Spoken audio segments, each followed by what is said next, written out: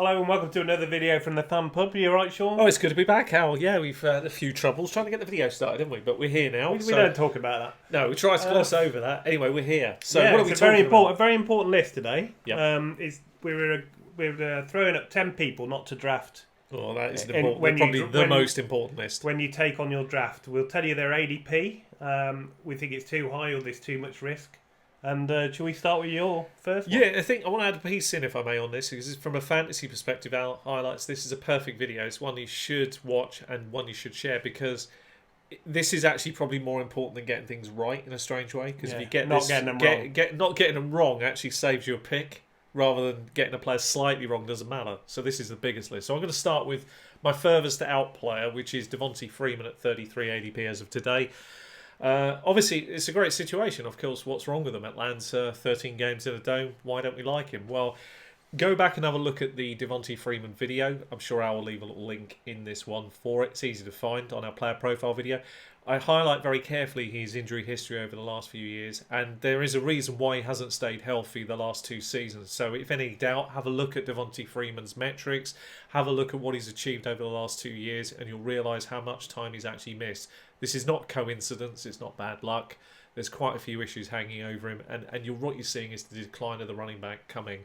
The cliff for him is very close, and I worry that one or two good games does not make a season, so I'm very, very concerned. So my opinion is swerve from him and look at the players underneath. Now, it is difficult to work out which one to go for. I'm not denying that, but you don't have to pay a very high premium. 33 is a serious premium, and that's why I've put him on the list. Yeah, I mean, it makes perfect sense. Like you say, I'll put a link in the description to the Devonta Freeman. And it's basically his injury history and why. I mean, any running back with a knee injury, that's a red flag. And the concussions. He's got a concussion history. Very worrying. Well, you can check out the precise amount of injury, but obviously there's quite a high ceiling if he plays all year. You'll be laughing, but that's the reason is we don't think he will. So. The NFL have to consider Devonta Freeman a very serious high-risk player themselves. There is a chance, should he get a very serious concussion where he misses more than 3 or 4 games, he might get pulled for the whole year based on safety. So you have to really weigh that up. Okay, my next one. He's a tight end. He's going at 84. It's Jared Cook. I just think there are a lot better players to draft there than wasting a pick on a tight end. You haven't got the 3 elite ones. Jared Cook is okay. He's not spectacular. But just listen to some of the players going around him. Curtis Samuel, Miles Sanders, who has quite a high ceiling to break out. Even Darius Guice could have a breakout season. Austin Eckler. There's just D.D. Westbrook. There's far more players I prefer at that ADP, which is why I would be swerving on Jared Cook. Because I don't think the upside is there to warrant that pick. And I'll back Al 100% here on this. It's a great call because at the end of the day, there's no real injury history with this guy, obviously. But the point of it is there are a lot of tight ends you could target much, much later that will give you similar points. And if you've any doubt about that, research the numbers of what tight ends scored last year. Unless you're getting the very best, the rest it's whatever. Doesn't matter. Stream them. I'd much rather have someone like Curtis Samuel or Miles Sanders who really could make a difference to your season if they break out. Yeah.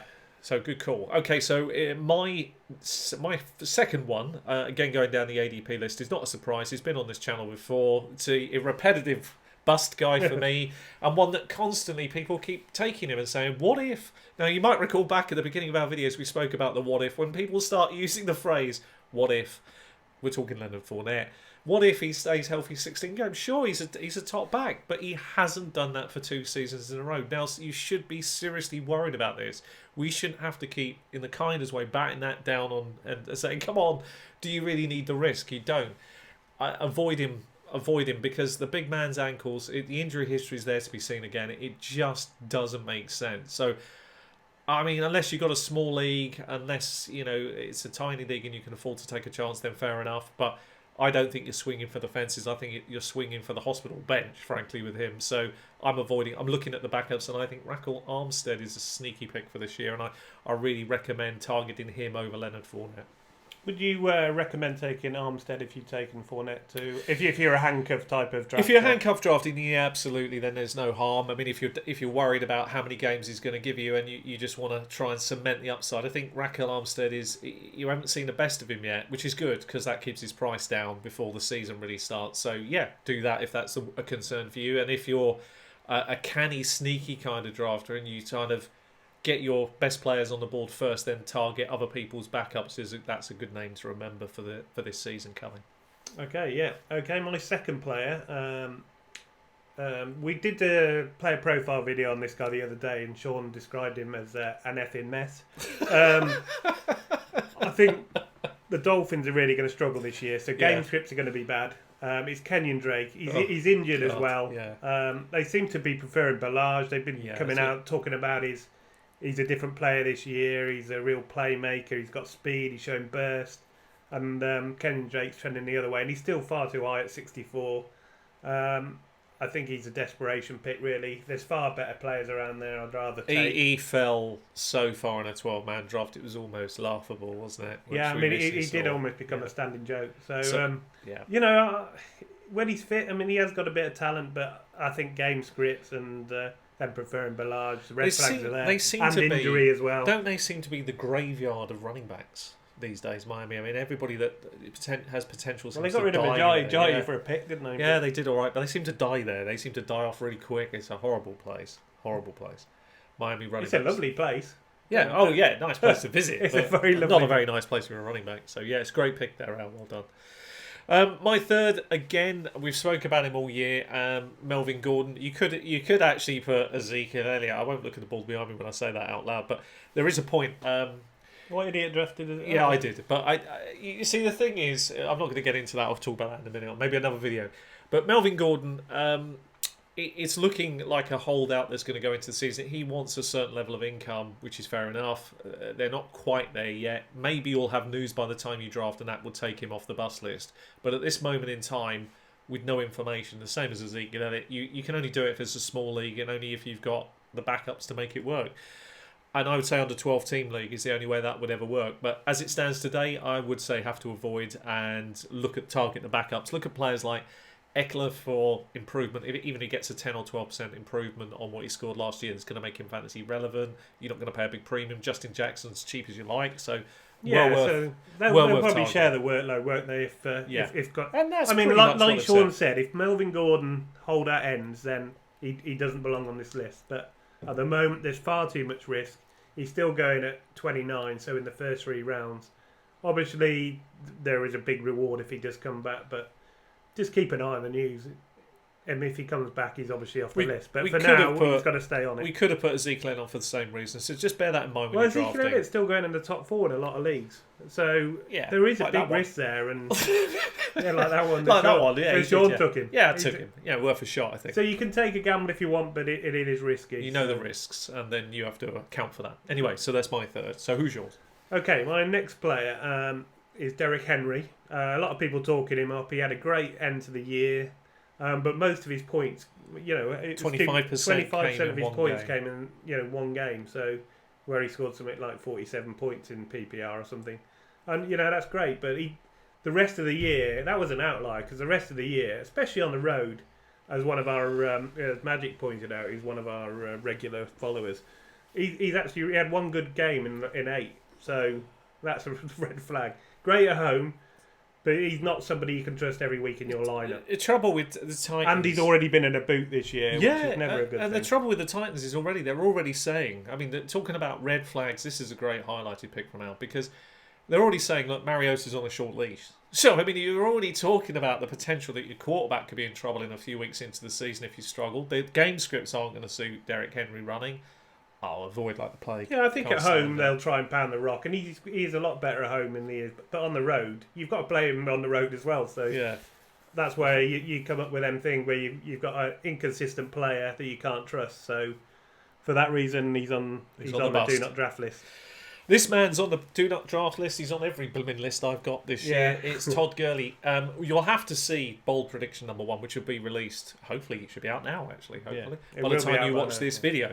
So I'm sure I'll leave a link to that, and that will highlight systematically a step-by-step reason of a trail, if you will, like an investigator, of what the issues are with Gurley for this year. And I think when you look at that list, when you look at the bold prediction and why. I think that's spelled out so systematically. I haven't seen anybody break it down that way before. So hopefully that will help you make up your reasons and your mind as to why you should avoid Gurley. But simply in this video, the arthritis in this knee, this is not a situation where some people have said, oh, but many players have arthritis, they go on for good careers afterwards. Yes, but I think you have to follow the breadcrumbs to realise how serious this is. It's one thing to have it in a small part of the knee. If it's more serious, then let's just say money will be the one that will follow. The money will set you free in the investigation. And we'll look at that in the bold prediction list. But he's on this list.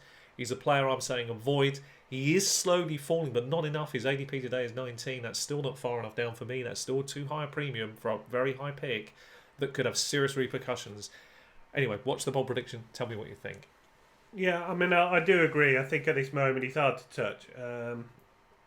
I mean, the talent is there, but going at 19, far too risky. Unless you're sort of the gambling sort of guy that, you want a real upside where you've missed out on the early picks and you want to take some shots. And that's fine, but you've got to know the risk going in. The weird bit about it all is the fact that because he's done a bit of pre-season work, he hasn't actually played in any pre-season games, but because he's actually been running around a little bit, everybody seems okay with that, not realising that how serious this whole thing could be. Well, I mean, even throughout the playoffs last year where, he barely played, let's face it, CJ Anderson took over. They were saying he's healthy every week. Well, why was CJ Anderson keeping him out? You can't trust what's being said. The facts don't lie. They drafted a player in the third round. They traded up to get him. He's a good player. They've got Malcolm Brown as well. So, there's plenty. Follow the bold prediction, look at the breadcrumbs and make up your own mind. And you tell us whether that's fair analysis or whether it's poor. And we'll look forward to your feedback on that. Yeah, I mean, it's not against talent. It's against injury, history and risk. So that's why he's on the bold prediction list. Right, my fourth player, and I'm really sad to be putting him on, but he's actually becoming a bit of a circus now. Yeah, it is. Yeah. There's news out every day of the next thing. He hasn't been really giving Raiders a fair crack of the whip, and he hasn't been turning up to training like he should be, and just concentrated on working for the team. He's been a bit of a circus. You've had the issues with frostbite where he didn't wear the right footwear. You've had an issue with his helmet. Antonio Brown. You've had the issue with his helmet, and now there's some issue with a chef where he didn't pay a bill. It just seems to be following him around, and he's a great talent. I just think, where's his head at the moment? Yeah, I was hoping would happen. And Al raises the great point on Antonio Brown. ADP 24 right now, as of today. I mean, the bloke's head, I was hoping he'd come in with a chip on his shoulder and want to prove people wrong. Well, all he's done is he turned up in a hot air balloon to the first practice. That tells you where his head is. I mean, hot air, I think. Yeah, get on with it. Just be he's a great player, and he could ball out this year, but I'm just a bit worried about all these little side events that he's getting involved in. He just needs to get his head down and be fair to the Raiders, because they're still sticking by him, and but even they're starting to lose their patience. You said he had frostbite in the head. I think that's about right. I think he has. He's probably got a hard knock to the head. I think the bloke needs to be avoided, because at this stage, you've got no idea what he's about to pull. I mean, he could sit, he could retire, he could do anything. He's a bit of a gimmick, isn't it? His head can't stand players like this. That's why I chose Ezekiel Elliott for safety. Yeah. I mean, Antonio Brown could turn out to be a great pick, but it just worries me a lot. So that's why he's on my bold prediction. It's a great busting number 4. Like that. Okay, well, my final one is a player that should be no surprise to those that follow the channel. James Conner. His current ADP now is 8. It's getting ridiculous. They have said, to spell this out really crystal clear for Pittsburgh, that it's a committee. It's a committee, right? And he's still going at 8. I mean, when you've got a committee, that by definition means that someone else is going to also get shares of the load to carry the rock. We know who the players are. It's going to be potentially Jalen Samuels. And you might notice, so those that watch very carefully now, a little bit of heat on this, but it is interesting. I've mentioned his name a few times, Benny Snell. People go, but he's done nothing. Benny the Snail. Yeah, I don't know if you noticed in special teams, one of the key components for a running back, particularly trying to break into a team, is doing a good job on special teams. He was electric over the weekend. Electric on special teams, making some great plays down the field. That's hustle, determination. That's why he actually shows some speed as well. That's why I really believe James Conner is in real trouble. But the key part to this, the reason he's in a lot of trouble, is Jalen Samuels is the absolute pinnacle point of this. Now, for those that don't know the channel and might come onto this video for the first time, I'm not being hard on James Conner just because. I actually really picked him out last year as a real star for last year, but long before Le'Veon Bell. Le'Veon Bell was on our bust list last year. So I said, and there was no information about Bell holding out at all at that stage. I put Bell on a bust list. I mean, it's almost, you would think, well, how are you doing that? And here we are a year later, and we're putting James Conner on that very bust list because this is a team in flux. They've lost their main running back and main wide receiver. They're now having to rejuggle the pack. There are some unknowns. We don't know what Juju Smith-Schuster is going to do with the extra attention that he's going to receive. We're not, they're obviously experimenting with the backfield and going to do a lot of two-down back sets.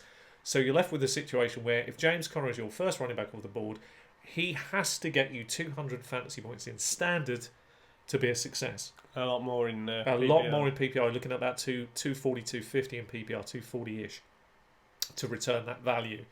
So suddenly this is now a big risk because, okay, if he did slightly fail it, that's not a disaster. But let's say he fails it by 30, 40, 50 points. That's a big deal that you've got to make up for elsewhere. And suddenly your team's on the back foot because of a pick like this. And I actually think it's a lot more serious than that because Jalen Samuels' coach, running back coach from college, is now in the team. And he is getting the attention of the coordinator because they are making changes to their offensive plan based on what he's telling them. And it seems to be paying some good preseason dividends for the look of the team. Looks more interesting, more dynamic with Jalen Samuels in there. So one to watch for and definitely one to avoid.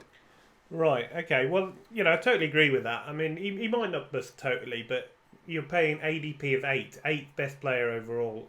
I just think it's too high. It's a real risk, I think, doing that. I think there's better players to target.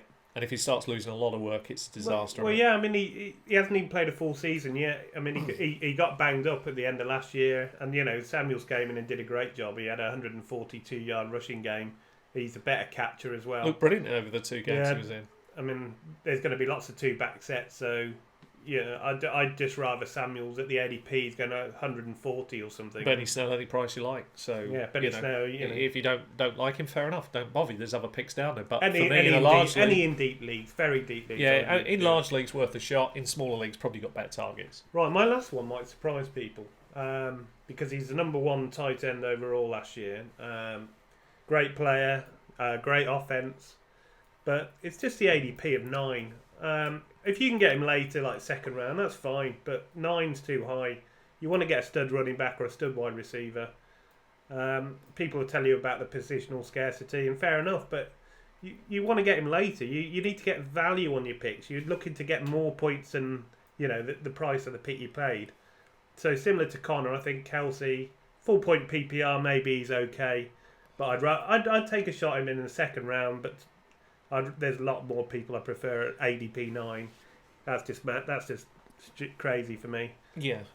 So he's not a bust, but it's not going to return the value.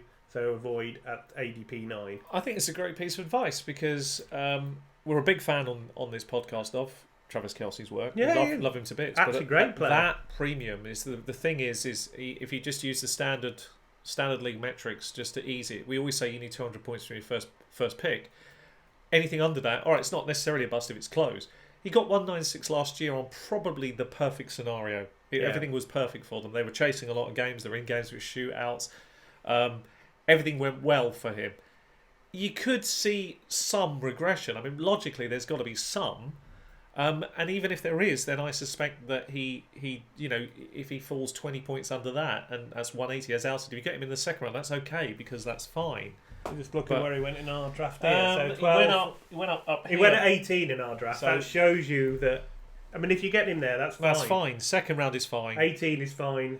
Number 9 isn't fine. Get yourself a stud running back or an Odell Beckham. He exceeded the 180, which is what you want from the second round by 16 the year before. That's fine in PPR. Obviously, a bit bigger expectations, obviously, but you're going to get that through the receptions. It's just the risk. And there's another part to this as well, which might prove out to be really canny. This is why this year we've kind of swerved a little, and I've kind of had a rethink and thinking about tight ends, and I said, Kittle actually is the one that I've picked out as my number 1 this year, because at some point you have to also work out when the breakdown starts to come, and that's the key. Age and various other things factor in, and I'm not saying Kelce's a bust because he's not. No, he isn't. He will do that, but I don't buy into scarcity position either, because I think there are too many tight ends that can be relevant. I mean, if there were only 9 or 10 great tight ends, we might talk scarcity of position, but when there's only 3, actually, strangely, most of the league don't have a good one. So you are really paying not only the premium for it, but also you lose out on another pick. Sure, you've got premium at position at 9, but you've lost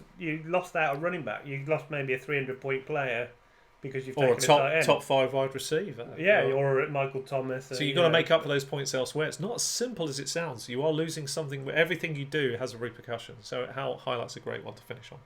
I mean, I guess that some people get upset about these. We're not saying they're bust necessarily, but just the ADP's wrong either for risk or for the points we think they're going to return. We'd love to hear your, people you're not going to draft at all this year down in the comments. Leave a like while you're there. And, absolutely. Subscribe to the channel. Thank you for all the feedback we've been having. You've been supporting our channel. It's really helped, and we've got some great plans moving forward for next year, and that's only because of people watching and sharing the videos and commenting, and thank you for those.